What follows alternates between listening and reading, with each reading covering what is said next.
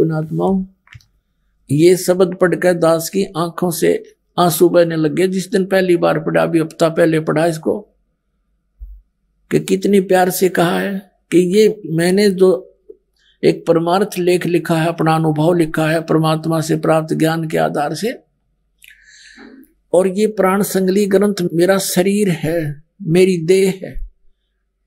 अब जैसे गुरुजी का सत्कार करते हैं ऐसे आदरणीय तो रखना इसको, यानी किसी ओछे मंदे व्यक्ति को मत दे देना, कहीं इसको बर्बाद ना कर दे। भाव ये था उनका कहने का कि मैंने अपनी आत्मा निकाल के रख दी इसमें, जो ज्ञान इसके अंदर मैंने भर दिया, जो मैं जानू था इसमें सारा लिख दिया।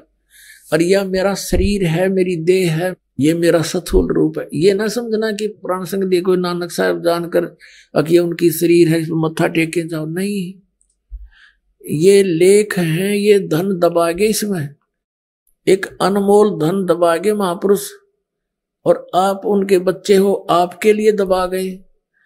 अब जैसे एक सेठ की मृत्यु होगी, उसने डायरी में लिख रखा था कि चांदनी 14 रात के 12 बजे मंदिर के गुम्बद में इतने पैसे, करोड़ों रुपये का धन दबा रखा है। अब उस पिता की मृत्यु होगी, सेठ की, बच्चों ने वह डायरी पढ़ी और कहने लगे भाई मंदिर के गुम्बद में पिताजी ने बहुत धन दबा रखा है। उनके अंतिम संस्कार के बाद उन्होंने तुरंत मंदिर का गुम्बद फोड़ डाला, लेकिन वहां कुछ नहीं पाया। बड़े चिंतित हुए कि पिताजी के लिखने में चूक रह गई, हमारा धन बर्बाद हो गया, हम कंगाल हो गए, लुट गए, पिट गए, बुरा हाल हो गया। एक उनके पिताजी का मित्र शोक व्यक्त करने आया।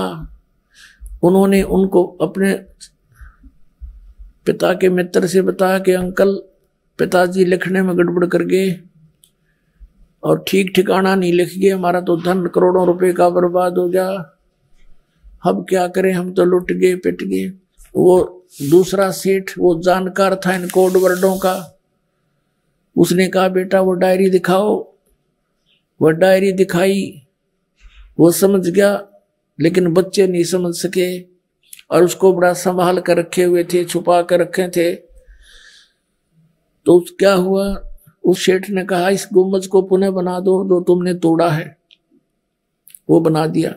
फिर मैं आऊंगा एक दिन, तुम्हारा धन बता दूंगा। अब चांदनी 14 को सामने आ गया। रात के 12 बजे सेठ के आंगन में अपना ही बनाया हुआ एक मंदिर था। रात्रि के समय उस मंदिर के गुम्बद की छाया, चांद की रोशनी से जो छाया आंगन के अंदर गई, गुम्बद की छाया, वहां गुम्बद की छाया के चारों तरफ निशान लगा दिया पृथ्वी पर। मंदिर गुम्बद वहां पर है, उसकी छाया नीचे है, तो वहां निशान लगा दिया और कहा बेटा खोदो यहां से। वहां खोदा तो सारा धन सुरक्षित पा गया। तो पुण्यात्माओं, ये महापुरुष अपना उस अनमोल धन को यहाँ इन काल के दूत चोरों से छुपा कर इन ग्रंथों में छुपा गए थे, कोड वर्डों में। इस दास को भेजा है उस कोड वर्डों को खोलने के लिए, आपको आप ही के घर में धन प्राप्त कराने के लिए, आपको भक्ति धन का सेठ बनाने के लिए।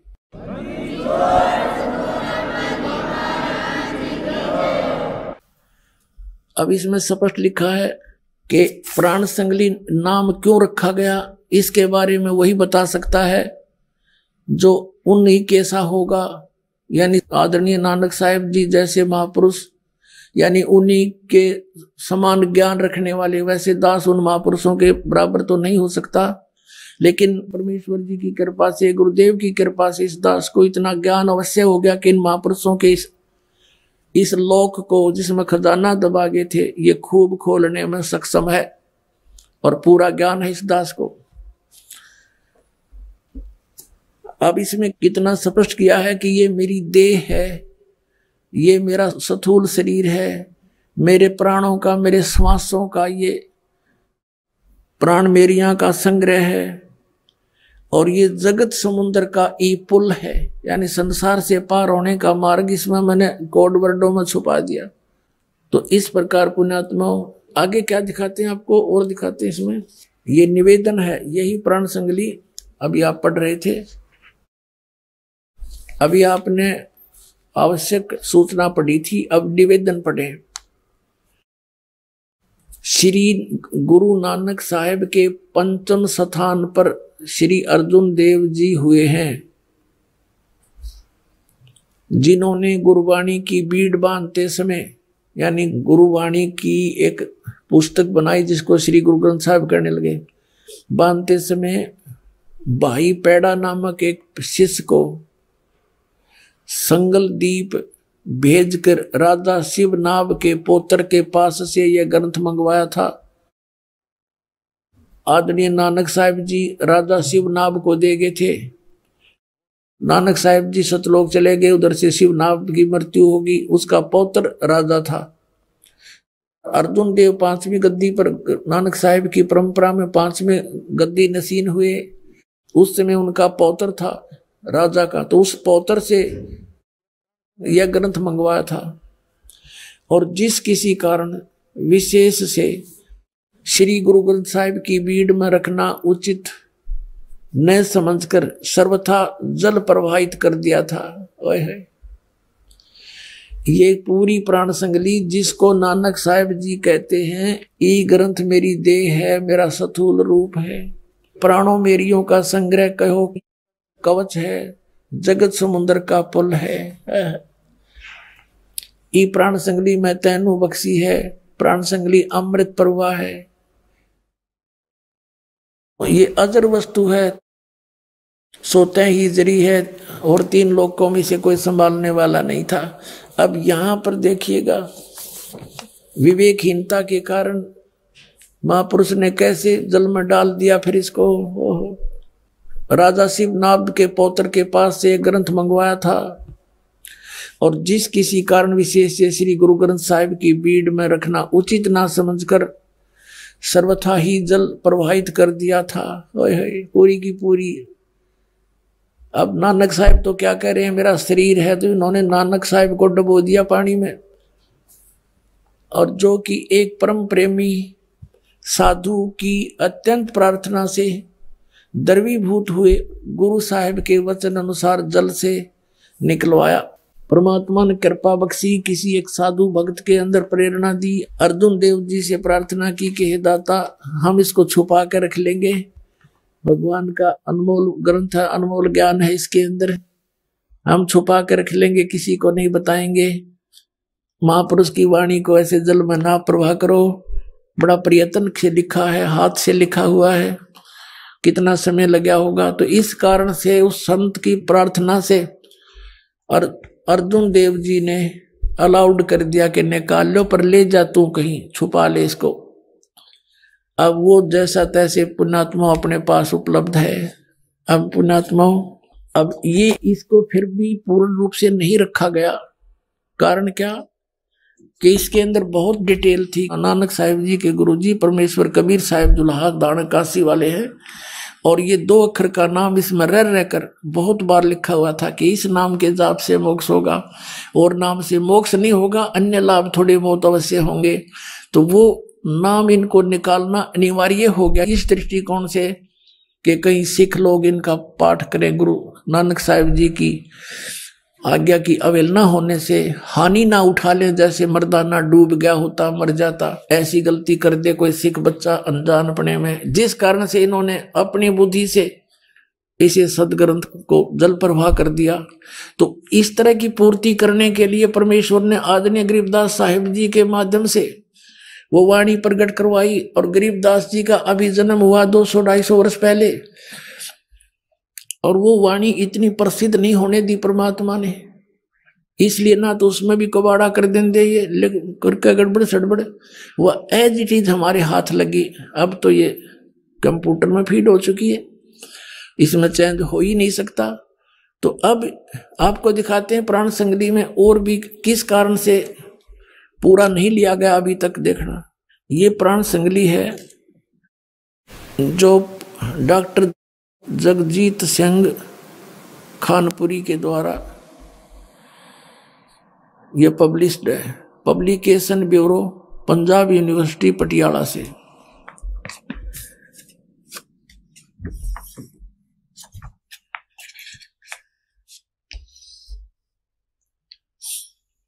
यह है पंजाबी साहित्य अध्ययन विभाग, पंजाब यूनिवर्सिटी पटियाला। यह है Pran Sangli, edited by doctor Jagjit Singh Khanpuri, MA PhD। ये दूसरी बार 1999 में छपी है। अच्छा, अब इसके यहां पर देखो बिल्कुल 2 शब्द में क्या लिखा है कि प्राण संगली की महिमा बताई है कि योग साधना संबंधी एक महत्वपूर्ण रचना है।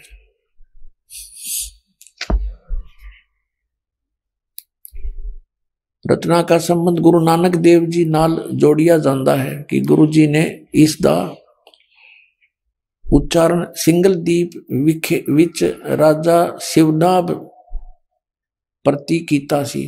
फिर भी यहां देखो, हाँ, ये फिर भूमिका के अंदर देखते हैं। भूमिका इसमें क्या लिखा है कि संत संपूर्ण सिंह ने देवनागरी लिपि विच लिखी विच जिस संस्करण दा प्रकाशन किया, जो अभी आपको दिखाया था, उस बीच कुल 80 अध्याय शामिल हन और 80 अध्यायों दे अंत ते इस दे कुल अध्याय 113 लिखे हन। इस संख्या दी पुष्टि जन्म साखियां तो भी हो जाती है, पर संत संपूर्ण सिंह ने 160 अध्यायों दे होने की संभावना वल संकेत किया है। अपने आत्माओं दास ने तो एक प्रार्थना की थी सबसे पहले कि इन 3 महापुरुषों को, आदरणीय धर्मदास साहिब जी को, आदरणीय गरीबदास साहिब जी को, आदरणीय नानक साहिब जी को विशेष ज्ञान दिया था ताकि ये इस मेरे अनमोल ज्ञान को आगे जनता तक पहुंचाएं, लेकिन मेरे बताए अनुसार ही चलें। तो उन्होंने ऐसा ही किया। आदरणीय गरीबदास साहिब जी ने इनके द्वारा लिखी वाणी को भी हम ग्रंथ साहिब बोलते हैं, श्री सतग्रंथ साहिब। सतग्रंथ है, सत्य यानी सच। इसके अंदर कोई किसी प्रकार का अन्य किसी महापुरुष की वाणी नहीं, कबीर साहिब की और गरीबदास जी की, नथिंग एल्स। इसमें स्पष्ट लिखा है ये 2 मंत्र है, और ये पूरे गरीबदास पंथ में इस 2 मंत्र के जाप का कोई जाप नहीं करता। नानक परमात्मा कबीर साहब ने लिखा है, ये 12 पंथ हमी को जावे, अस्थिर घर का मरम नहीं पावे। कहते 12वें पंथ हो प्रगट हो बाणी, और शब्द हमारे का निर्णय ठानी है। असंग जन्म ठोड़ नहीं पावे, बहुर बहुर ये भटका खावे, 84 आवे। जैसे आदरणीय गरीबदास साहिब जी के माध्यम से अपना यथार्थ ज्ञान लिपिबद्ध करवा दिया, लेकिन गरीबदास के पंथ वालों को इसका ज्ञान नहीं।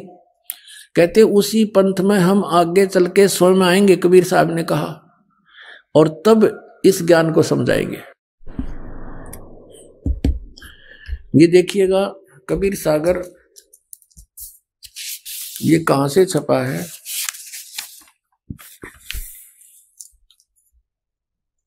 कबीरपंथी भारत पथिक युगलानंद बिहारी द्वारा परिष्कृत। और ये कहां से छपा है? मुद्रक एवं प्रकाशक है खेमरा श्री कृष्णदास, अध्यक्ष श्री वेंकटेश्वर प्रेस, खेमरा श्री कृष्णदास मार्ग, मुंबई से। यहां पर देखिएगा, काल ने कहा था मैं तेरे नाम से 12 पंथ चलाऊंगा, 12 पंथ करूं मैं साजा, नाम तुम्हारा ले करूं आवाजा।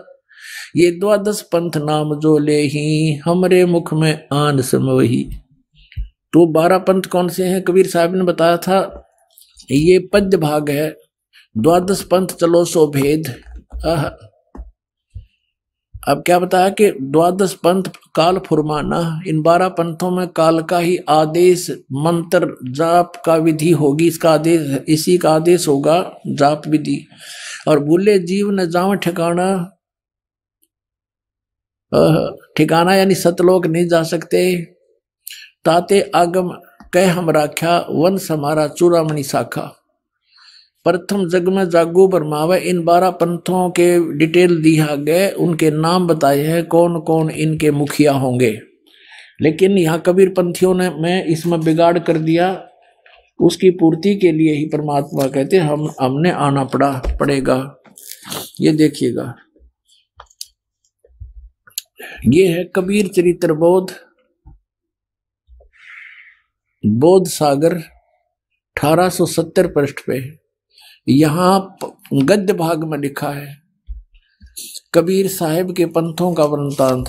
प्रथम नारायण जी दास जी का पंथ, ये नारायण का पंथ नहीं होना चाहिए था, गलत लिखा है, ये श्री चूड़ामणि जी का पंथ होना चाहिए, क्योंकि नारायण दास जो धर्मदास के पुत्र थे उन्होंने तो इस कबीर परमात्मा के पंथ को स्वीकार ही नहीं किया था।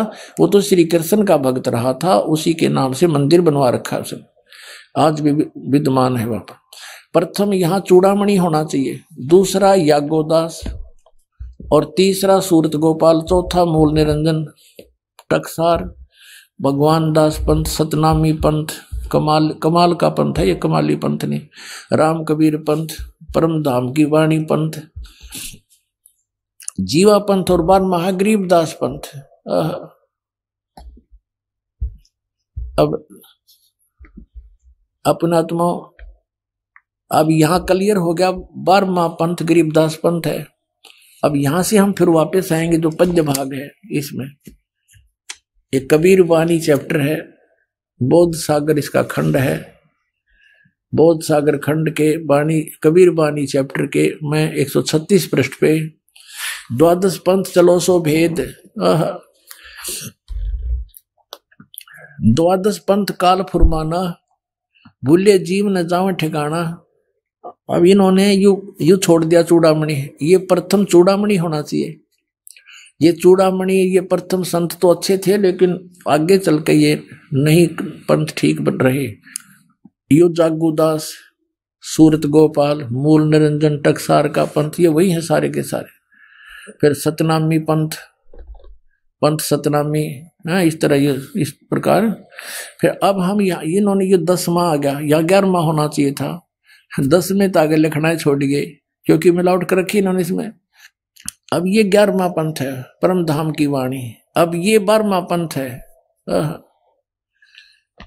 अब 12वां पंथ है गरीबदास जी का, इसमें लिखा संवत 1775 हुई, संवत 1775, ये है 1774 लिखना था, गलती से 75 लिखा गया, मिसप्रिंट है।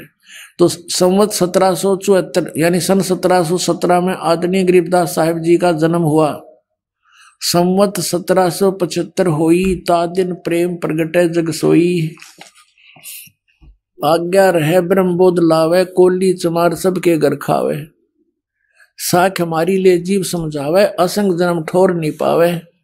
12वें पंथ प्रगट हुआ है नहीं हव, प्रगट हवे वाणी, प्रगट होगी वाणी, और शब्द हमारे का निर्णय ठानी। 12वें पंथ प्रगट होगी वाणी, मेरी महिमा की वाणी फिर से प्रगट होगी, और शब्द हमारे का निर्णय ठानी। अस्थिर घर का मर्म न पावे, ये 12 पंथ हम ही को जावे। यानी गरीबदास के प्रगट होने के बाद जो वाणी प्रगट हो जाएगी, उसको और सभी उस वाणी का निर्णय ठानेंगे, उसके ऊपर विचार विमर्श करेंगे, लेकिन अस्थिर घर का मर्म ना पावे, ये 12 पंथ हम ही को ध्यावे।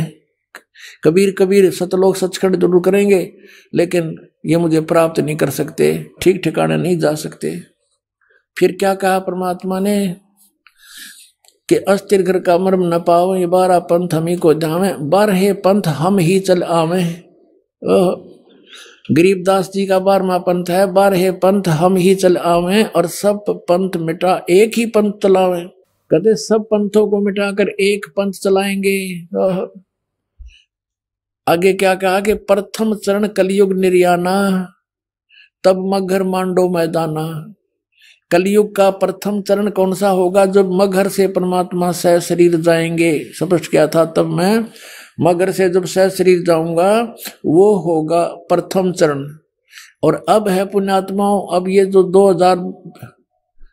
1997 से जो चल रहा है, ये पिछली पीढ़ी है। 1951 के बाद ये बीच का मध्य का चरण है कलयुग का, फिर लास्ट का है। प्रथम मध्य बीचली पीढ़ी और लास्ट का अंडरस्टूड हो गया। तो यहां इस बीचली पीढ़ी के लिए सारा कुछ हो रहा है, देखिएगा। कहते हैं प्रथम चरण कलयुग निर्याना, तब मगर मांडो मैदाना। अब यहां देखो, कलयुग अंत पियाना दीना। यहां क्या लिखा कि 5505 जब ये शब्द होगा सच्चा, कि जब कलयुग 5505 यानी 5505 बीत जाएगा, तब मेरी बात यह सच्ची होगी जो मैं आज कह रहा हूं तेरे को। और आगे क्या क्या, धर्मदास मोरी लाख दुहाई। ये मूल शब्द है, मूल शब्द है, मूल शब्द बाहर ना जाई। ये मूल शब्द के अंदर मूल मंत्र कहो इसको, तो इस मूल मंत्र के अंदर ये सब कुछ आ जाता है। सतनाम जो 2 अक्षर का और आदि नाम, और फिर मूल ज्ञान। ये ज्ञान जो अब आपको दास निर्णय करके बता रहा है, ये मूल ज्ञान है। अब देखिएगा,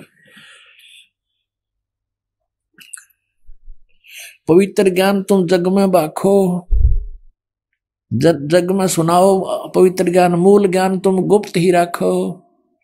जो मूल ज्ञान है उसको नहीं बताना अभी। मूल ज्ञान जो बाहर पर ही, बिचली पीढ़ी हंस वंश हंस नी तरही। मूल ज्ञान जो बाहर पढ़ी, अपने से बाहर काल के दूतों का हाथ लग गया तो बिचली पीढ़ी ये वंश हंस पार नहीं हो पाओगे धर्मदास। और 33 अरब ज्ञान हम बाखा, और मूल ज्ञान गुप्त ही रखा। कहते हैं, क्या कहते हैं कि 33 अरब ज्ञान मैंने बोल दिया, लेकिन वो मूल ज्ञान तो उस दास को दूंगा जो परमात्मा ने कहा कि हम स्वयं आएंगे। स्वयं ना है तो दास भेज दिया अपना इस गरीब दास वाले पंथ में। अब कहा 33 अरब ज्ञान हम बाखा, और मूल ज्ञान हमने गुप्त ही रखा। वो भी नहीं दिया, कबीर सागर उमर कहीं नहीं दिया इसका विशेष भेद। वो तो इस रामपाल दास को दिया परमात्मा ने। सत्कर मान लेना पुण्यात्मा हो। अब क्या कहा है, मूल ज्ञान मूल ज्ञान तुम तब लग छपाई, जब लग 12 पंथ मिटाई। मूल ज्ञान तुम तब लग छुपाई, जब लग 12 पंथ मिट जाई। पुण्यात्मा यहाँ बीचली पीढ़ी लिखा है, तो कलयुग 3 हिस्सा में हो गया। या बीचली पीढ़ी और एक पहले की एक लास्ट की। कलयुग के प्रथम चरण में परमात्मा आए, सह शरीर चले गए, सह शरीर आए थे। वो लीला करके चले गए, जो भगवान किया करता है स्वयं ही वो करते ही हैं। और जिसका गुणगान सब वेद और ग्रंथ आंखों देखा संत करते हैं। और अब हमें भगवान को पहचानने में बहुत आसानी होगी, क्यों ग्रंथ वही बतावे, वेद बतावे, और परमात्मा ने लीला करके दिखा रखी, उनका इतिहास बतावे। तो भगवान को पहचानने में देर नहीं लगेगी। फिर समाधान क्या है, सबसे बड़ी बात है समाधान की। तो समाधान ये मंत्र सतनाम है, 2 अक्षर का मंत्र है, और सार नाम है जिसको आदि नाम बोलते हैं। तो वो कौन से हैं वो आपके रूबरू करा दिए दास ने। और इन सदग्रंथों को और इन महापुरुषों की वाणी को तो बहुत बाद में हमें पता चला है। दास ने 1994 से ये मंत्र दान करना शुरू कर रखा है। यही 3 मंत्र, 3 टाइप के, यानी प्रथम जो 5 मंत्र है वो 5 के स्थान पर 7 देने का आदेश था। ये आदरणीय गरीबदास साहिब जी की वाणी में लिखा हुआ ये मंत्र पहले वाला। और पहले ये केवल 5 मंत्र देने थे, निरंकार ओंकार सतनाम, ये नहीं वो मंत्र दूसरे जो आपको दिए जाते हैं। नानक साहिब जी ये नाम देते थे, लेकिन आने वाले समय में उस ज्ञान को ये आधार बना करके हमने ब्रह्मा विष्णु महेश से ऊपर चलना है। इसलिए सिख समाज के अंदर उन मंत्रों को त्याग दिया गया और केवल वाहे गुरु मंत्र का जोर दे दिया गया और केवल वाणी का पाठ ही जारी रखा। ऐसे ही परमेश्वर कबीर साहिब जी ने आदरणीय धर्मदास जी को कहा था कि प्रथम 5 मंत्र देते रहना। चूड़ामणि जी को ये 5 मंत्र देने का अधिकार था, सतनाम से वो भी वंचित था। और चूड़ामणि जी ने ये 5 मंत्र देने शुरू किए थे, लेकिन आने वाले समय में कबीर पंथियों ने इस दृष्टिकोण से उनको बंद कर दिया कि तो देवताओं की पूजा के मंत्र हैं, हम इनको नहीं जाप करेंगे, लोग क्या कहेंगे, हम तो सतपुरुष के पुजारी है, सत अकाल मूर्त की पूजा करेंगे। तो ये बालका की सी बुद्धि करके वो मंत्र भी समाप्त कर दिए। फिर भी तो अब ये मंत्र 7 मंत्र फर्स्ट स्टेप। पहले केवल 5 क्यों देते थे, अब 7 क्यों देते हैं? आपको पहले ही बताता रहा दास कि ये 7 मंत्र जिसको प्राप्त हो गए और जिसने एक मंत्र का जाप भी विधिवत कर लिया, उस प्राणी को मनुष्य जीवन कंपलसरी मिलेगा और उसकी मृत्यु किसी कारण से होगी। और पहले ये 2 मंत्र इसके साथ इसलिए नहीं जोड़े थे कि मान ले तुरंत मनुष्य जीवन पा भी लेगा तो फायदा क्या होगा, अपना और बर्बाद करेगा कि तो इसने झाड़े जूड़े लाकर ने, तो फिर आगे समय आने पर इसको समय पर मनुष्य जीवन दिवा देंगे और ये उस समय में इनका जन्म मिल जाएगा। तो अब इसलिए जरूरी है कि ये पार करने सभी को। पहली प्रथम बात तो गारंटी देता ये दास कि आप मर्यादा में रहो, आपकी मृत्यु नहीं हो सकती जब तक परमात्मा का आदेश नहीं होगा।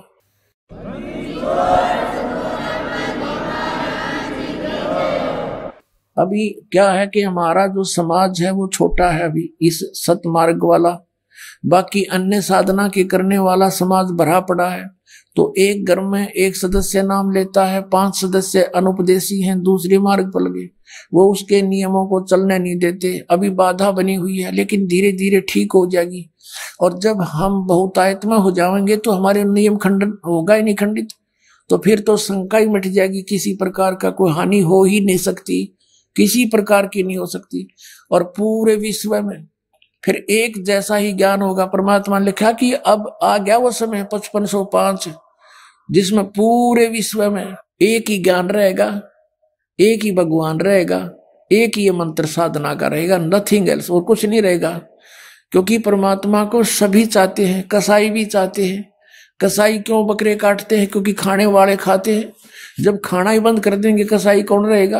कोई कसाई रहेगा ही नहीं, अपना घास फूस खा के गुजारा कर लेंगे। इस पाप से अच्छा तो हम, तो इस प्रकार ज्ञान होगा, ज्ञान से फिर हम बुराइयों से बचेंगे और मोक्ष होगा। अब आपने देख लिया कि कहा कि बार में पंथ हम ही चल आवे, फिर देखना एक और अनमोल वस्तु छुपा रखी है। ये कबीर वाणी चैप्टर 136-37 हमने पढ़ा था, अब 134 पे कितना निर्मल बात कही है वंश प्रकार कि जो उन 12-13 पंथों में जो हमारे बच्चे होंगे उनमें जो मैं भेजूंगा आत्माएं, प्रथम तो वंश उत्तम, ये नारायण दास है प्रथम वंश उत्तम, दूसरा यु जागू जुगू रहे, और बर्मा पंथ जो है बर्म में वंश प्रगट हुए उजियारा, ये बर्मा पंथ गरीबदास वाला पंथ है। बर्मा पंथ यु गरीबदास वाला पंथ है। बर्म में वंश प्रगट हुए उजियारा, यानी मेरी महिमा की वाणी प्रगट होगी, थोड़ा थोड़ा रोशनी सी होगी, उजियारा सा होगा, क्लियर नहीं होगी उससे। यानी गरीबदास साहेब जी के द्वारा वाणी तो प्रकट होगी, पर उस वाणी को समझने वाला कोई नहीं होगा, जिस कारण से मेरा प्रकाश तो होगा कि कबीर की महिमा, कबीर साहब की महिमा गाई है गरीबदास ने, अनंत कोट ब्रह्मांड का एक रति नहीं बाहर, सतगुरु पुरुष कबीर हैं ये कुल के सृजनहार। लेकिन इस पॉइंट पर कोई गरीबदास वाला दृढ़ नहीं है कि कबीर इज गॉड, दास उसी पंथ से बाहर निकले हुए हैं। वो केवल कबीर साहब को सतगुरु मानते हैं और गरीबदास जी को भी सतगुरु मानते हैं और श्री कृष्ण विष्णु को भगवान मानते हैं, ये गरीबदास पंथ वाले। लेकिन गरीबदास जी नहीं मानते थे, उनके ये समझ नहीं सके इनको, इन कोड वर्डों को। अब देखना, बर में पंथ, बर में वंश प्रगट हो उजियारा, और 13वें वंश मिटे सकल अंधियारा। ये दास रामपाल 13वां वंश है।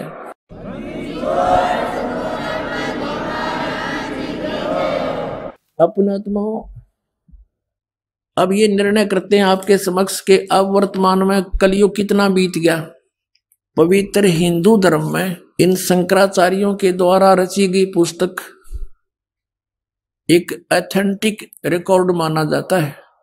इन्हीं से हम स्पष्ट करते हैं कि वर्तमान में कलयुग कितना बीत चुका है। देखिएगा, ये एक पुस्तक है ज्योतिर्मय ज्योतिर्मठ,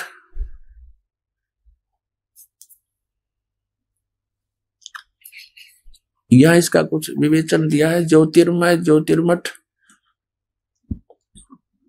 संपाद इसके हैं श्री स्वरूपानंद सरस्वती जी महाराज। ये स्वरूपानंद जी है जो अब वर्तमान में गद्दी पर बैठे हैं। श्री स्वामी,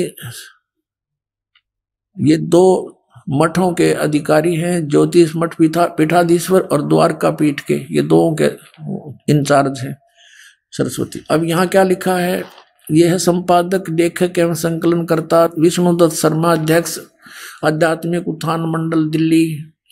प्रेरणा स्रोत श्री सुबुद्धनाथ ब्रह्मचारी जी, मुद्रक फाइन प्रिंट एंड पैक्स। ये देखो अखिल भारतीय आध्यात्मिक उत्थान मंडल 1/3234 गली नंबर 2 रामनगर विस्तार मंडोली रोड सादरा दिल्ली। ये इनके फोन और फैक्स नंबर है। इसमें देखिएगा इसके 11 पृष्ठ पे आदि शंकराचार्य का संक्षिप्त जीवन।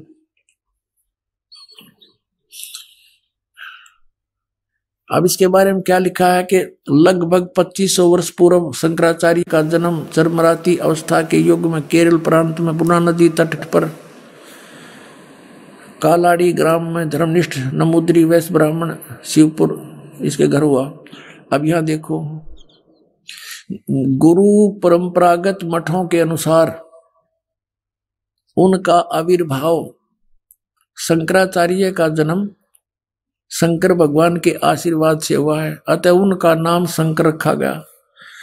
गुरु परंपरागत मठों के अनुसार उनका आविर्भाव काल यानी जन्म समय ईसा पूर्व, ईसा मसीह जी से पूर्व 508 वर्ष पहले, ईसा के जन्म से 508 वर्ष पहले माना जाता है। ये या शब्द करके इन्होंने 476 लिखा है, ये गलत लिखा है। ये या नहीं लिखना था, क्योंकि 32 वर्ष की आयु में उनकी मृत्यु हो गई थी, तो 508 से 32 निकाल दिया जाए तो 476 बच जाते। तो ये देखिए, तो यहाँ ये संकेत है। तो वास्तव में 508 वर्ष पहले उनका आविर्भाव हुआ, यानी ईसा से 508 वर्ष पूर्व। ठीक हो गया। और आज से हम गणना करें 2012 से, तो शंकराचार्य जी का जन्म कब हुआ? 5520 वर्ष पूर्व। 508 जोड़ दो 2012 में, आज से शंकराचार्य जी का जन्म 2520 वर्ष पहले हुआ। और उस समय कलयुग कितना बीत गया था ये दिखाते हैं। ये पुस्तक है हिमालय तीर्थ, ये भी शंकराचार्यों के द्वारा लिखी गई है, उन्हीं के आदेश से। ये है जेपी नंबूरी, उप मुख्य कार्यकारी श्री बद्रीनाथ केदारनाथ मंदिर समिति का, यहां से छपा। ये यहां से इनके सारे प्रकाशक है रंजू चक्रवर्ती, क्षेत्र A/1 बामा चंद राय रोड कोलकाता। ये मुद्रक गिरी प्रिंट सर्विसेज कलकत्ता। अब इसके 42 पृष्ठ पे आपको दिखाते हैं, 42 पृष्ठ पे यह शंकराचार्य के जन्म की भविष्यवाणी है। और ये शिव रहस्य नामक कोई पुस्तक है, उसका में ये श्लोक है। इस श्लोक का अनुवाद यहाँ किया है। कलयुग के 3000 वर्ष व्यतीत होने पर बौद्ध मीमांसकों के मत पर विजय प्राप्ति के लिए शंकराचार्य यानी शंकर यति के रूप में आविर्भूत होंगे। फिर देखो, कलयुग जब 3000 वर्ष व्यतीत हो जाएगा तब श्री शंकराचार्य का जन्म होगा। अपने आत्माओं, हमने अब कैलकुलेशन करनी है, आज कलयुग कितना चला गया। 3000 प्लस में 2520, 3000 जैसे शंकराचार्य जी का जन्म हुआ ईसा से 508 वर्ष पहले, नीचे से यहां से गणना करेंगे तो 2520 वर्ष हो गया आज के दिन 2012। और वो कितना उस समय कलयुग कितना बीत गया था जब उनका जन्म हुआ, जब 3000 वर्ष बीत गए थे, तो टोटल मिला दो दोनों को 5520 वर्ष हो गए। अब 5505 कब होंगे? जैसे जब 2000 ईस्वी में पहुंचते हैं, तो जब सन 2000 ईसा जी को हो गए थे जन्म हुए ने, तो 2508 वर्ष हो गए थे शंकराचार्य का जन्म, यानी 5508 वर्ष कलयुग बीत गया था सन 2000 में, ये समझो। और फिर पीछे चले 3 और कम कर दे, 1997 में 5505 वर्ष बीत गया था कलयुग। और 1997 में दास को परमेश्वर मिले थे, उन्होंने कहा था कि अब ये समय आ गया है, डिस्क्लोज कर दे सार नाम और सतनाम का, डोंट वरी। बोलो सतगुरुदेव।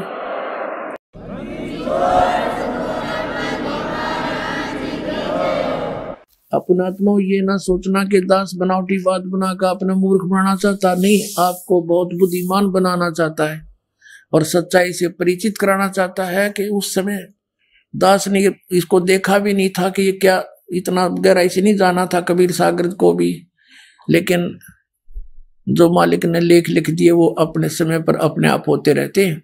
अब देखिएगा सन 1997 के लिए कैसे आपको यकीन होगा, देखना। दास ने एक पुस्तक लिखी है आध्यात्मिक ज्ञान गंगा,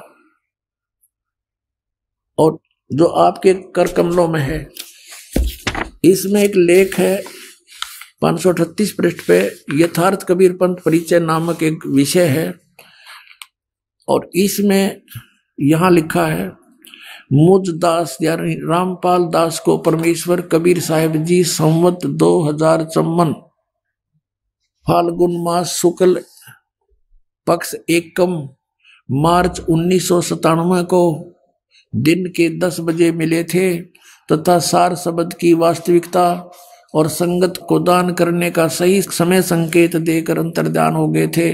और इसको यानी मुझे परमात्मा मिले थे, इसको अगले आदेश तक रहस्य युक्त रखने का आदेश दिया था।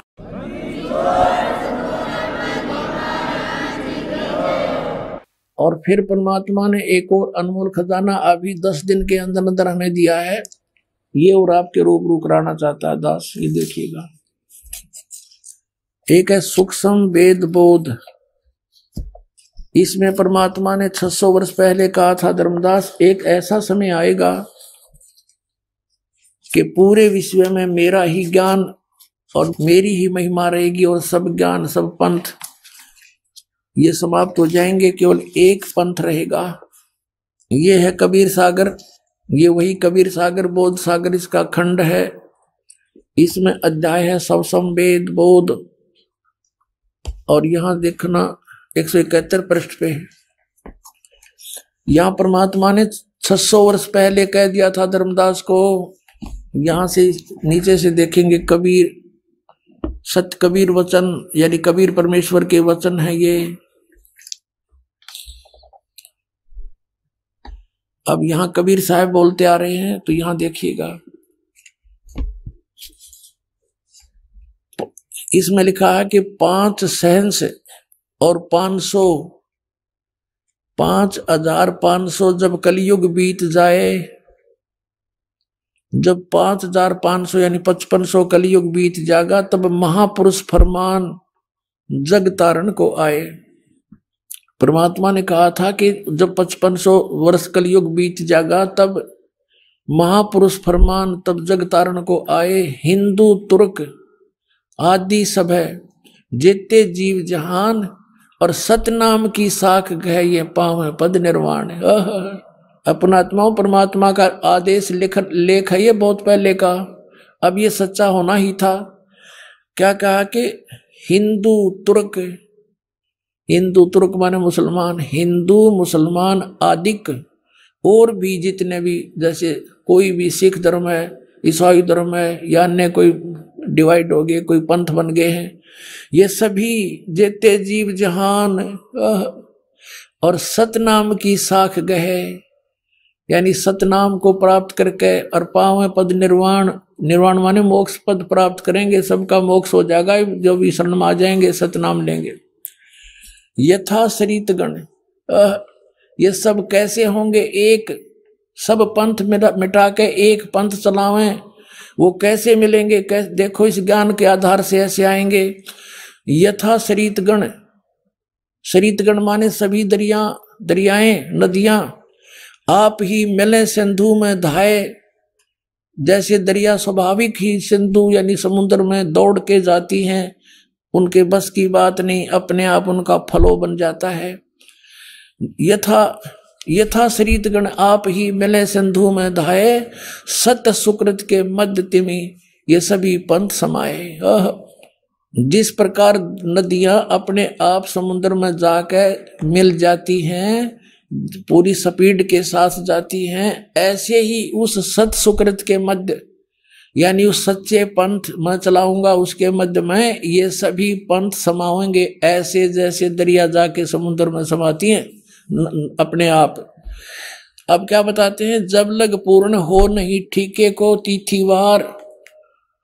ये ठीक माने निर्धारित समय जो मैंने कर रखा धर्मदास, जब तक यो ठीक का समय यानी 5500 वर्ष कलयुग नहीं बीत जाएगा, तब तक तो मेरी ये वाणी बिल्कुल निराधार दिखाई देगी जो सुख सब संवेद में लिखी है। देखिएगा, जब लग पूर्ण हो नहीं ठीक को तिथिवार, कि जब तक ये निर्धारित समय नहीं आओगा ठीक माने निर्धारित समय, निश्चित समय। जैसे ये ठीक का दास ने कहाँ से जाना, बचपन में हम सुना करते थे कि एक व्यापारी पैसे नहीं दे रहा है, आगे से आगे ठीक बता रहा है, ठीक, ऐसे हमारी लोकल लैंग्वेज का शब्द है ये। तो ठीक का मतलब निर्धारित समय निर्धारित कर देना, ये ठीक। परमात्मा कहते हैं जब मेरे द्वारा किया गया हो ये समय 5505 यानी कलयुग 5500 नहीं बीतेगा, तब तक तो ऐसा लगेगा जैसे ये वैसे ही कह रखा भगवान ने कबीर सागर में, और उस दिन ये पूर्ण हो जाएगा। अब देखो, जब लग पूर्ण होए नहीं ठीके का यानी ठीक का तिथि बार, और कपट चातुरी तब लो ये सब संवेद निराधार, मेरी वाणी तब तक निराधार महसूस होगी। फिर क्या बताते हैं, ये कपट चातुरी के आधार से लोग कहेंगे वैसे कह रखा है, ये सब संवेद झूठा है। सब ही नार शुद्ध तब, सब ही नर नारी शुद्ध तब, जब ठीक का दिन आवंत, जब मेरा निर्धारित समय होगा ना, 5500 वर्ष कलयुग बीत जाएंगे, 5505, तो कहते हैं कपट चातुरी छोड़ के सब शरण कबीर गहंत। कहते हैं सभी नर नारी शुद्ध हो जाएंगे, इनमें कोई कपट नहीं रहेगा, इनको पता लग जाएगा कि पाप है सारा, अपनी नेक नीति से कमाई करा करेंगे, बेमतलब के खर्चे बंद कर देंगे, थोड़े में बहुत ज्यादा कमाई हो जाया करेगी। और एक्स्ट्रा बिजनेस जो हम करते, बीड़ी शराब मांस तम्बाकू पर पैसा लगाते हैं, बड़ी बड़ी कोठी बनाने पर अपना जीवन का सारा समय बर्बाद करते हैं, विवाह शादियों में बकवाद करके बेमतलब के खर्चे करके हम कर्जे में फिर दबे रहते हैं। तो ये सब छूट जाएंगे, फिर भक्ति आराम तो हो जाएगी, थोड़े से में गुजारा हो जाया करेगा। तो ऐसे बताया है, देखिएगा, सब ही नारी नर शुद्ध तब, जब ठीक का दिन आवंत, और कपट चातरी छोड़ कर सब शरण कबीर गहनते, कबीर साहब की शरण गहन करेंगे, मेरी शरण में आ जाएंगे सारे के सारे। एक अनेक हव गए, ये जितने भी अलग अलग पंथ अलग अलग मजहब बन गए, पुन अनेक हो एक, पुण्य यानी फिर सारे एक हो जाएंगे। एक अनेक हव गए हो गए, और पुनः अनेक हो एक, हंस चले सतलोक को सब सतनाम की टेक। अपने आत्मा, ये सतनाम की कितनी कीमत बताई है कि सतनाम के जाप से सभी जो शरण में आ जाएंगे कबीर परमेश्वर की इस दास के माध्यम के, रामपाल दास के माध्यम से, तो सभी हंस चले सतलोक, सब कौन, सब जो सतनाम की टेक, सतनाम को प्राप्त करके नियमित रहेंगे, सभी सतलोक चले जाएंगे, टोल के टोल जाओगे, मेला का मेला भरा जाएगा। सत्कर मान लियो पुण्यात्माओं, आपको पता भी नहीं लगेगा। जैसे अब ये बच्चे जाते हैं प्रचार करने, ऐसे जाया करेंगे सतलोक में, चलो सतलोक में, आपका एक कदम सतलोक में होगा यहाँ से। सर नमस्कार। नमस्कार सर। सर क्या नाम है आपका? मांगेलाल महावर। मांगेलाल जी कहाँ से आए आप? अलवर से, शिवाजी पार्क अलवर से सर। सर संत रामपाल जी महाराज जी से नाम दीक्षा कब लिया आपने? संत रामपाल जी महाराज से नाम दीक्षा अप्रैल 2017 में ली थी सर। सर अप्रैल 2017 में आपने संत रामपाल जी महाराज जी से नाम दीक्षा ली, तो सर, संत रामपाल जी महाराज जी से नाम दीक्षा लेने से पहले आप क्या भक्ति साधना करते थे? संत रामपाल जी महाराज से नाम दीक्षा लेने से पहले हम हिंदू धर्म में जो देवी देवताएं हैं इन सभी की भक्ति करते थे। इसके अलावा सतपाल जी महाराज से हम नाम दीक्षा लिए हुए थे, जिसकी साधना करते हुए हमें 2085 से हम कर रहे थे, उनके 1985 से। सर, जैसे कि आपने बताया कि पहले आप हंसादेश पंथ से जुड़े हुए थे, तो सर हंसादेश पंथ में आपने किस संत से नाम उपदेश ले रखा था? सतपाल जी महाराज जी से। सर, जैसा कि आपने बताया कि आपने हंसादेश पंथ के संत सतपाल जी महाराज से नाम दीक्षा ले रखी थी, सर उनके द्वारा दी गई भक्ति आपने कितने सालों तक की? लगभग 20 वर्ष से ऊपर ही किया होगा सर। उसके बाद में क्या है, हमको वहाँ से कोई भी किसी तरह का कोई लाभ नहीं मिला।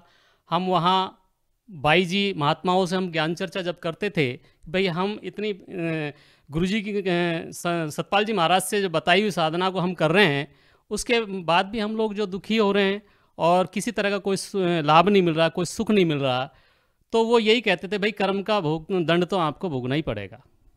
सर, जैसा कि आपने बताया कि 20-25 सालों तक आप हंसादेश पंथ से जुड़े हुए थे और आपने सतपाल जी महाराज जी से नाम उपदेश ले रखा था और उनके द्वारा आपको ये बताया जाता है कि कर्म का भोग तो भोगना ही होता है, तो सर ये सब जानते हुए भी आपने संत रामपाल जी महाराज जी से नाम उपदेश क्यों लिया? सर, हमको किसी भी तरह का मतलब कहीं भी लाभ नहीं मिल पा रहा था और हम आए दिन डे बाय डे मतलब गिरते हुए जा रहे थे और किसी तरह का मतलब के नाम से कोई ना तो शारीरिक लाभ नहीं मिल पा रहा था, ना आर्थिक लाभ मिल रहा था और ना कोई आध्यात्मिक लाभ भी हम उस समय जानते भी नहीं थे। तो हम जैसा हमको बताया जाता था, हम या दुनिया के देखे देखे हम देवी देवताओं की भक्ति भी करते थे, कोई मंदिर में जाते थे, हनुमान जी की मतलब हनुमान चालीसा को हर मंगलवार और शनिवार को मतलब कि ना जा कर के हम जो है हनुमान चालीसा का पाठ करते थे कि हो सकता है कि ये हनुमान जी हमारे दुखों को जो है संकट को काटें, यही संकट का निवारण करें, लेकिन ऐसा हमको कोई लाभ नहीं मिला किसी तरह का। तो सर, आप इतनी सारी भक्ति साधना करते करते भी इतनी सारी परेशानियों से जूझ रहे थे, तो सर हम आपसे ये जानना चाहेंगे कि आपने संत रामपाल जी महाराज जी से नाम दीक्षा क्यों ली, जब आपको इतनी सारी साधनाओं को करते करते भी कोई लाभ नहीं मिल रहा था? संत रामपाल जी महाराज जी से नाम दीक्षा लेने का एक ही कारण था हमारी भगतमती, हमारी जो पत्नी थी वो 7 वर्षों से मतलब के नाम से प्रेत बाधाओं से पीड़ित थी। सबसे पहले 2 वर्षों तक हमने SMS हॉस्पिटल जयपुर में उनका 2 वर्ष तक कंटिन्यू इलाज चलाया। उसके बाद वहाँ डॉक्टर ने भी कह दिया भाई इस तरह की कोई बीमारी का हमारे पास मतलब हम समझ नहीं पाए कि ऐसी बीमारी का हमारे इस साइंस में भी कोई इलाज नहीं है, आप कहीं अन्य जगह दिखाओ, क्योंकि इनकी जांचें भी सभी हो चुकी हैं और उनको समझ में नहीं आया। लास्ट में उन्होंने भी 2 साल के बाद में हाथ खड़े कर दिए। अंत में तांत्रिकों के पास ही हमारे पास रास्ता बचता है, इसके अलावा कोई रास्ता हमारे पास कोई बचा नहीं। 5 वर्षों तक हम तांत्रिकों को, बाबा तांत्रिकों को हम जो है, जैसा हमको अपने मित्रगणों ने या हमारे परिवार वालों ने, रिश्तेदारों ने हमको समझाया कि भाई आप तांत्रिकों को ये दिखाओ, तो हम जगह जगह हमने जो है 32 तांत्रिकों को हमने 5 वर्षों के दरमियान हमने दिखाया, लेकिन हमको किसी से भी मतलब के नाम से लाभ नहीं मिला। कुछ लाभ मिलता, हमें थोड़ा चंद लाभ मिलता तो हम ये समझ जाते कि भाई हो सकता है कि इनको ये बीमारी जो है पकड़ में आ गई, बट ऐसा नहीं हुआ। सर, हम आपसे ये जानना चाहेंगे कि आपकी पत्नी की जो भूत प्रेत की बाधा थी वो आप 32 तांत्रिकों को दिखा चुके थे, उसके बाद भी आपकी पत्नी को कोई आराम नहीं मिला, तो सर हम आपसे ये जानना चाहेंगे कि आपकी पत्नी की जो भूत प्रेत की बाधा थी वो कैसे ठीक हुई? भूत प्रेत की बाधा तो सर संत रामपाल जी महाराज की शरण में जाने के बाद ही ठीक हुई, क्योंकि वहाँ हमने ये चीज़ को देखा कि जहाँ हमारा लाखों रुपए खर्चा हो चुका था इस बीमारी को दिखाने के लिए, जगह जगह हमने 32 तांत्रिकों को दिखाने का मतलब हमारा पैसा भी काफ़ी लुटा है, किराया है, भाड़ा है, वहाँ चंदा दान जो भी देना है वहाँ लोगों ने मतलब के नाम से वो दे करके हमारा लाखों रुपए से हम बर्बाद हो चुके थे पूरी तरह से। और अंत में इस स्टेज पर मतलब के नाम से हमारी पत्नी आ चुकी थी कि भाई मुझे तो क्या नाम से ट्रेन के नीचे मुझे पटक दो, मैं सर पटरी के नीचे रख दूंगी, और जिससे मतलब क्या रोजाना से मरना है कि मैं एक दिन मर करके ख़त्म हो जाऊं। ये दुखों से तो अच्छा है, दुखों का पहाड़ टूटा हुआ था हमारे ऊपर। सर, जैसा कि आपने बताया कि आपने अपनी पत्नी की भूत प्रेत की बाधा को ठीक करवाने के लिए 32 तांत्रिकों को दिखाया। सर, इस दौरान आपने बहुत सारा पैसा खर्च किया उसके ऊपर। 32 तांत्रिकों को दिखा चुके थे। आप आर्थिक स्थिति से भी काफ़ी परेशान हो चुके थे क्योंकि इन चीज़ों में आपका काफ़ी पैसा बर्बाद हो चुका था। तो सर, हम आपसे ये जानना चाहेंगे कि जब आपने संत रामपाल जी महाराज जी से नाम दीक्षा ली तो संत रामपाल जी महाराज जी ने आपकी पत्नी की भूत प्रेत की बाधा को ठीक करने के लिए आपसे कितने पैसे लिए? सर 1 रुपये भी नहीं लिया। वो मैं थोड़े से शुरू से मैं बताऊंगा इसको कि मेरा भी अंत में सर लास्ट में एक्सीडेंट हो गया था। 18 अप्रैल 2017 में मेरा एक्सीडेंट हो गया था। उस एक्सीडेंट में मैं बेड पे आ गया, 4 दिन हॉस्पिटल में एडमिट रहा। उसके बाद में एडमिट होने के बाद घर पर ही मेरी ड्रेसिंग और ट्रीटमेंट जब चल रहा था, इंजेक्शन की ड्रेसिंग हो रही थी, तो शाम को साधना टीवी चैनल पर शाम के वक्त सत्संग देख रहा था। तो अचानक 2 दिन मैंने कंटिन्यू देखा उसको। तीसरे दिन मुझे अचानक प्रेरणा मिली। उस परमात्मा ने प्रेरणा दी, भाई आपकी पत्नी का रोग केवल ये संत रामपाल जी महाराज जी आपको दूर कर सकते हैं। तो भगत जी, मैंने वहाँ जो स्क्रीन पर जो पट्टी पे नंबर होते हैं वहाँ फ़ोन किया। फ़ोन करके मुझे अलवर नामदान का एड्रेस पर मालूम हुआ और दूसरे दिन हम अपनी पत्नी को लेकर के वहाँ चले गए और नाम दीक्षा ली। जहाँ हमको ये ऐसा भी लग रहा था कि हमको हो सकता है कि वहाँ जा कर के हमसे पैसे की डिमांड करे। मैंने फ़ोन पे पहले पूछ लिया था मन की, भाई साहब कहीं मुझे दान दक्षिणा के लिए कोई प्रसाद वगैरह लाना हो तो आप मेरे को बता दें, मैं व्यवस्था करके लेके आ जाऊँगा। उन्होंने कहा कि भाई साहब ना तो यहाँ पैसा लाना है, ना ही कोई प्रसाद किसी तरह की कोई वस्तु आपको ला करके चढ़ानी है। आप जैसे हो बिना मतलब खाली हाथ आप आओ और अपना मतलब के नाम से नाम दीक्षा आप ले सकते हो। उसके बाद भगत जी हम दोनों पति पत्नी, मेरे पूरे शरीर में पट्टियाँ बंधी हुई थी, ठीक है कि नहीं, और मैं चल भी सही तरह से नहीं पा रहा था। बट मैं अपनी पत्नी को रोग के निवारण के लिए मैं संत रामपाल जी के नामदान केंद्र अलवर में गया शाम का वक्त। और जैसे ही मतलब नाम दीक्षा ली उसी दिन से उनका रोग ऐसे छूमंतर हो गया जैसे कभी वो रोग था ही नहीं। वहाँ जाकर के भगत जी हमको 1 रुपये भी हमारा वहाँ पे नहीं लगा, ठीक है कि नहीं। जबकि हम अन्य तांत्रिकों को हम जो लाखों रुपए, डॉक्टरों के चक्कर में लाखों रुपए हम बर्बाद हो चुके थे संत रामपाल जी के नाम दीक्षा लेने के लिए। ना तो हमको 1 रुपये वहाँ देना पड़ा और बिना दिए मतलब के नाम से बिना दान दक्षिणा के भी हमारी पत्नी आज तक बिल्कुल रोग मुक्त है और पूरा परिवार स्वस्थ है। तो सर, संत रामपाल जी महाराज जी से नाम दीक्षा लेने के बाद आपको और कोई भी लाभ मिला? हाँ सर, संत रामपाल जी महाराज से नाम दीक्षा लेने के बाद में हमें अनेकों काफ़ी लाभ मिले। सबसे पहले तो हमें अपनी पत्नी का जो 7 वर्षों का जो रोग, जो डेली मौत मांगती थी, उनका रोग दूर हुआ। दूसरा, हम आर्थिक तंगी से भी मतलब हम इतना पैसा कमाते थे, कंपनी में जॉब करता था, बट 1 रुपये भी मतलब क्या नाम से पीछे को नहीं पड़ता था, ना जुड़ता था, और हम कोई भी मतलब क्या नाम से भविष्य की व्यवस्था को नहीं कर पाए।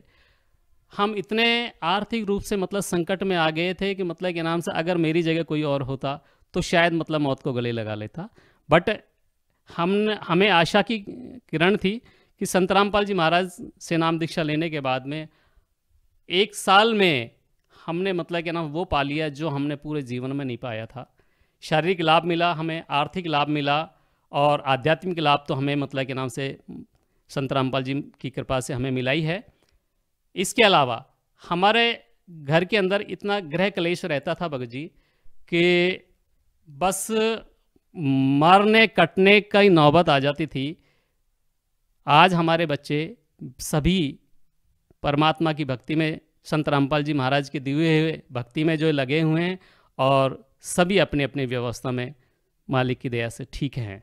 सर, एक बार हमारे बच्चे, 2 नंबर का जो बच्चा है वो ज़बरदस्त मतलब के नाम से एक्सीडेंट में बाल बच गया। क्या 2 लड़के मोटरसाइकिल बाइक पे जा रहे थे और उसमें हमारे बच्चे को संत रामपाल जी महाराज ने उसको दर्शन दिए परमात्मा ने, और उनको उस मोटरसाइकिल से उठा करके उनको अलग बिठा दिया। जबकि दूसरे जो बच्चा था उसकी उस दुर्घटना में मतलब क्या नाम वो ऐसा घायल हो गया, वो मरा भी नहीं तो बचा भी नहीं, ठीक है।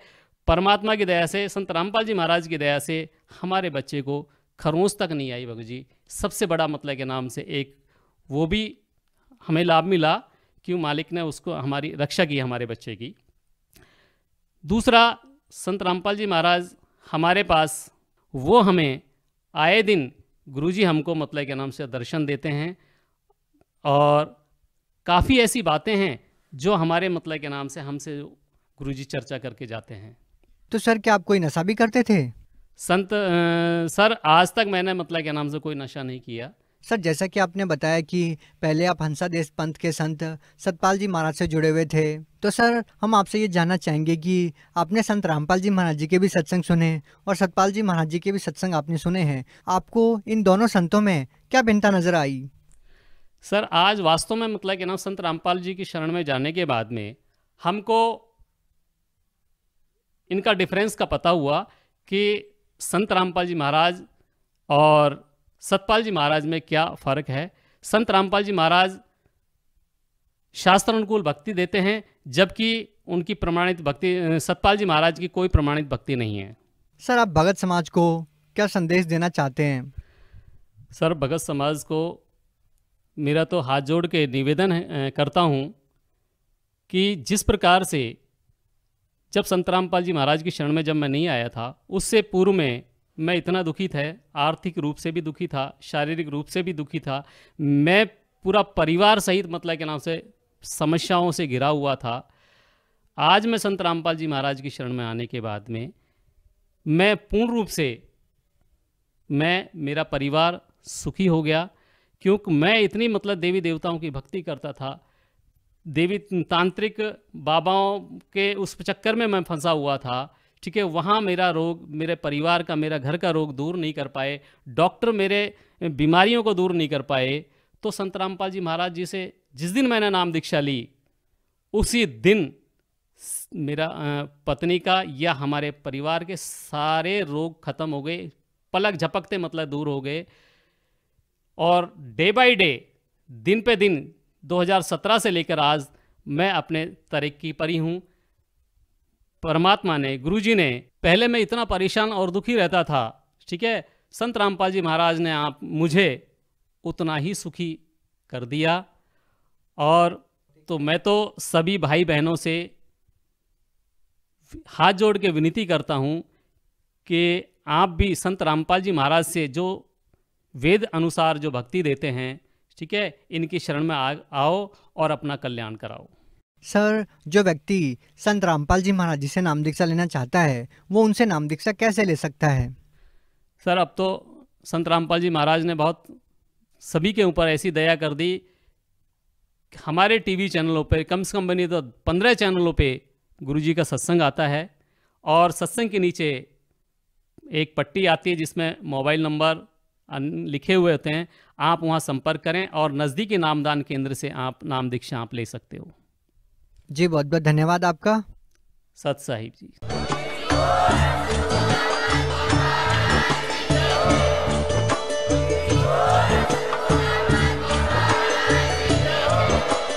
सब्सक्राइब करें लास्ट भक्ति यूट्यूब चैनल को और बेल आइकन को प्रेस करें ताकि आने वाली वीडियो की नोटिफिकेशन आपको मिलती रहे। सत साहिब।